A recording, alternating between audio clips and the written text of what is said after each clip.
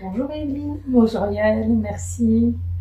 Alors aujourd'hui je te reçois puisque j'ai été fort intriguée par déjà un jeu que tu vas nous présenter, mais par toute ton approche symbolique et énergétique. Et j'avais envie voilà, que tu nous présentes toute ta démarche et ton parcours sur quelque part cette alliance que tu fais sur l'énergétique et le symbolique à travers le tarot, la kabbale, l'astrologie, les cheveux. Oui. Donc, est-ce que tu veux un peu plus nous en parler? Et oui, alors effectivement, tout est énergie. Je me suis intéressée au symbolisme depuis toujours. D'abord par la coiffure, avec des coupes énergétiques, parce que le cheveu est relié, interrelié à toutes les dimensions. Il est à l'interface de notre monde extérieur et intérieur surtout. Ensuite, l'astrologie fait partie de ma vie tout le temps. Il y a des correspondances, il y a un grand tout entre la tarologie, l'astrologie, le symbole des lettres, les lettres hébraïques, pas seulement, les lettres en général. Et j'ai créé un jeu parce que je me sentais un peu limitée dans ce que je voulais faire moi en termes de prédiction. Alors je crée, je lis les cartes du ciel, je fais le thème natal, mais par contre il me manquait quelque chose en fait c'est un peu comme l'astrologie horaire, c'est-à-dire que la personne à ce moment-là elle vient avec des dés, avec différents dés, nous dire ce qui se passe pour elle. Il y a ses potentialités qui ressortent, aussi bien dans son thème bien sûr, dans les aspects, dans les transits évidemment actuels, mais là à ce moment-là on vient apporter quelque chose de différent. Donc du coup, si je comprends bien, c'est en coupant les cheveux que tu as perçu finalement l'énergie dans les cheveux et oui. que tu as été chercher. Ce que je trouve ce qui est assez beau, c'est que le cheveu c'est un fil et tu as été faire un fil avec. C'est une forme de tissage, tissage du lien, des liens en général. Oui, je faisais déjà la correspondance très jeune, à 20 ans, sur la typologie, l'archétype des personnes. Alors pas seulement parce que j'avais fait de la morphopsychologie, mais c'était au-delà de ça. Et j'en parlais à mes collègues, j'avais acheté le livre Michel Oudoul à l'époque que d'autres connaissent pour le corps, mais il a écrit ce livre Montre-moi tes cheveux, je te dirai qui tu es. Et donc déjà j'avais 20 ans, j'avais déjà fait cette démarche-là. Et après, à travers le corps, à travers les énergies, les soins énergétiques, voilà, tout est énergie, tout est symbole. Et donc après, de ce cheveu, comme c'est un fil, ça t'a amené sur des études d'astrologie. J'ai toujours baigné dedans en fait. L'astrologie, c'est ma passion depuis toujours. Notre papa nous avait fait faire, il aurait eu 100 ans maintenant, mais à l'époque c'était rare, mais il nous avait fait faire notre thème natal avec mes sœurs. Et j'ai toujours adoré ça. On allait toujours voir une astrologue en fait. Donc c'était pour moi une évidence. Alors c'est vrai que pas forcément parce que mes sœurs n'ont pas eu ce besoin-là. Moi oui, j'ai tout de suite ressenti le besoin d'aller explorer l'âme humaine. C'est à travers tous les symboles, que ce soit avec les lettres, la tarologie, c'est une lecture d'âme. Et après ce lien, si on déroule le fil avec la kabbale, les lettres hébraïques. Alors là, très rapidement, j'ai fait aussi le lien entre la correspondance entre l'astrologie. Chaque lettre est reliée à chaque arcane du tarot déjà. Et il y en avait en 2. Et elles ont toutes un sens symbolique à chaque fois. Et on peut le ramener à des planètes, à des éléments, l'air, l'eau, la terre, et à toutes les lettres et à toutes les arcanes du tarot. Il y a une reliance entre elles et forcément dans le corps aussi. je soigne aussi avec les lettres hébraïques parce elles sont reliées à chaque organe, chaque fascia, chaque méridien, à chaque chakra. Elles sont partout. Et donc après, il y a eu ce jeu que tu as conçu, que tu nous as amené ici.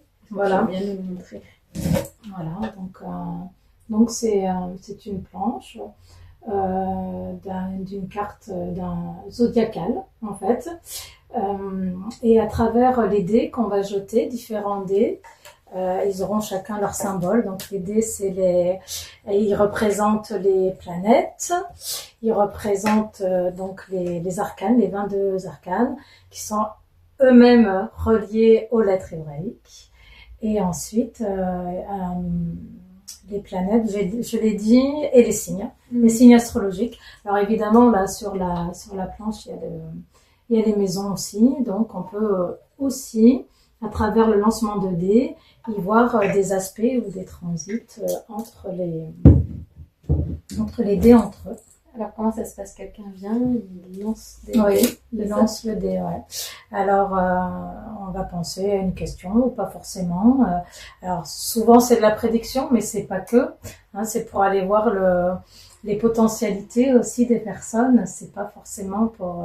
Mais le plus souvent, c'est vrai qu'il y a une demande de prédiction. Comme dans une RS, une révolution solaire, où là, c'est de date à date, on va changer l'ascendant. Et là, à ce moment-là, on va regarder ce qui va se passer sur l'année en cours.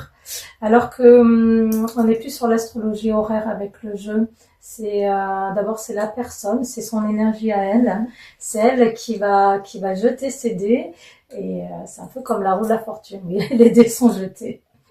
C'est un peu ça. Et tout à l'heure, quand en fait on était en train de discuter avant que je lance l'enregistrement, en fait, je t'ai demandé comment on pouvait te présenter, quel nom on pouvait donner à voilà, toute ta proposition. Alors, je suis incapable de dire le mot. La synergétique. Mais la synergétique, c'est le nom que tu as donné. Oui, parce c'est plusieurs synergies entre elles qui sont encore, comme je dis, interreliées. C'est le grand tout. C'est une correspondance entre tout ça, en fait, tous ces éléments-là. D'accord. Donc, en fait, si on a envie de faire l'expérience, on te contacte. Et puis on va vivre cette expérience. Mais on ne peut pas acheter le jeu, il n'est pas commercialisé. Non, il n'est pas commercialisé. C'est moi qui ai eu ce besoin, en fait, de le créer. D'accord. Ce que je te propose, et je vous propose, on va faire tester le jeu ensemble et voir comment ça se passe. D'accord. Du coup, j'éteins 2 secondes la caméra, je relance la caméra et vous allez faire avec nous une petite partie. Ça marche.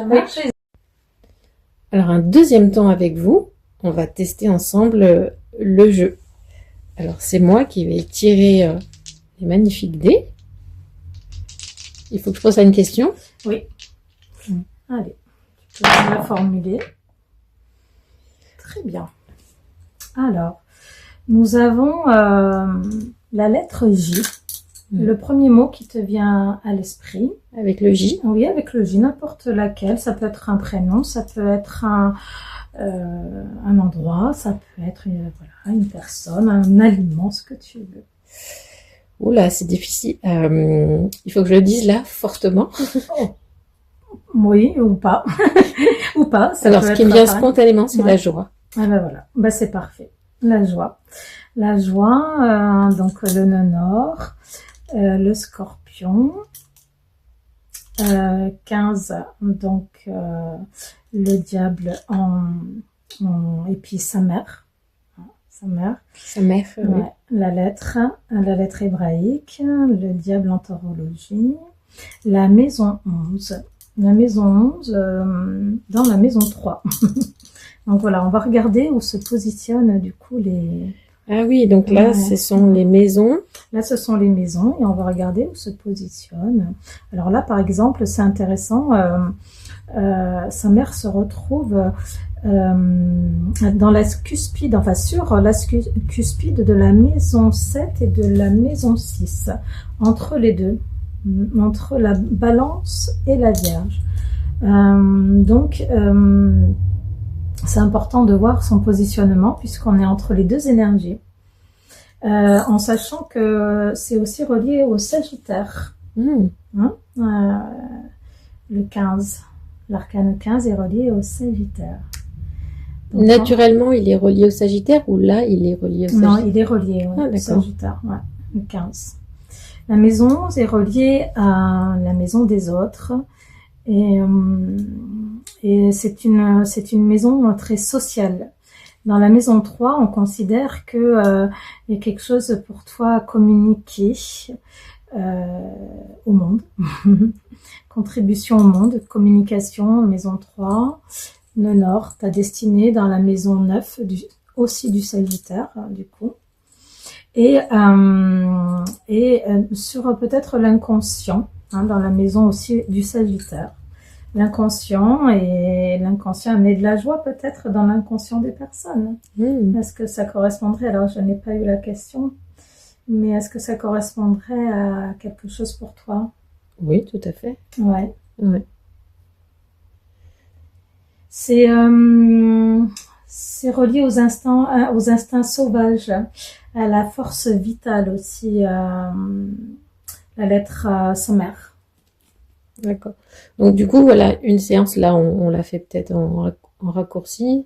Tu vas peut-être prendre plus de temps, ou les gens vont peut-être avoir plus de choses à dire sur ce temps-là. Oui. En faisant du lien avec la question, tout ce qui est potentiel pour eux, ce qu'ils vont vouloir en fait à travers la séance, parce qu'il y a des besoins différents. Souvent c'est de la prédiction, mais souvent il y a aussi une recherche de croissance personnelle en astrologie. On amène ça aussi. On amène encore une fois du symbolisme à tout ça.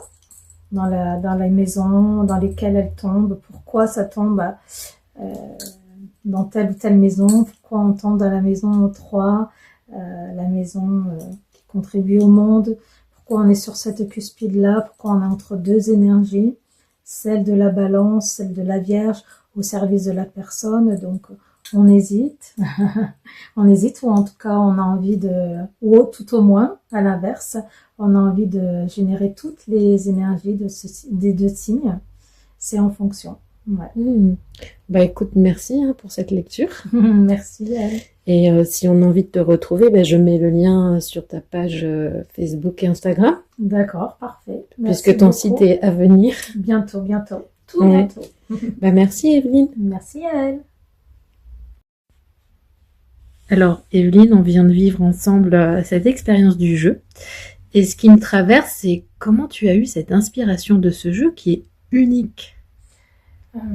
Eh bien, il me manquait justement un outil. J'avais tous ces symbolismes en tête.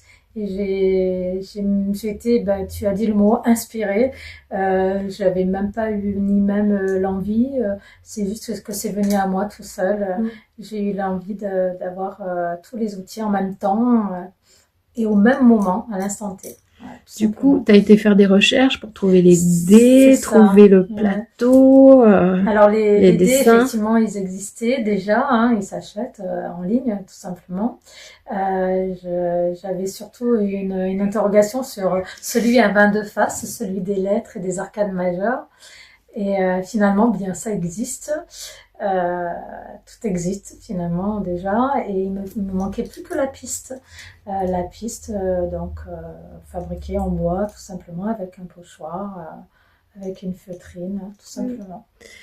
Et aussi en échangeant, en fait, puisqu'on a parlé de prédiction, tu me disais aussi que dans la séance, ce n'est pas que de la prédiction, c'est aussi toute une séance de travail. De travail personnel, oui.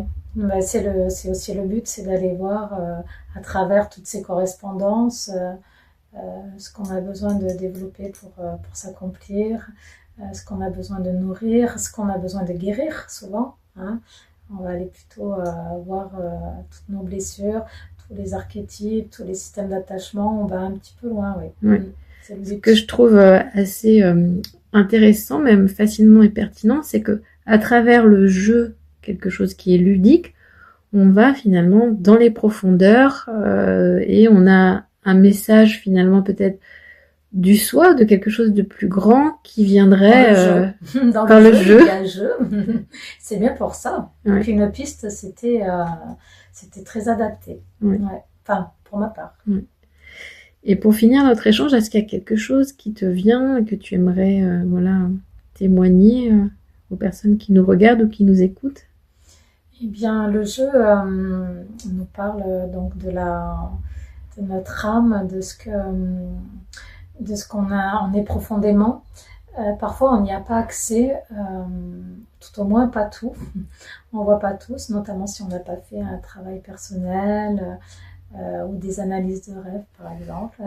Ça peut être un outil. Il y a beaucoup, beaucoup d'outils, mais l'astrologie, c'est avant tout une connaissance de soi. Eh bien, merci. Merci à toi. Et puis à bientôt pour un prochain échange. Merci Yael.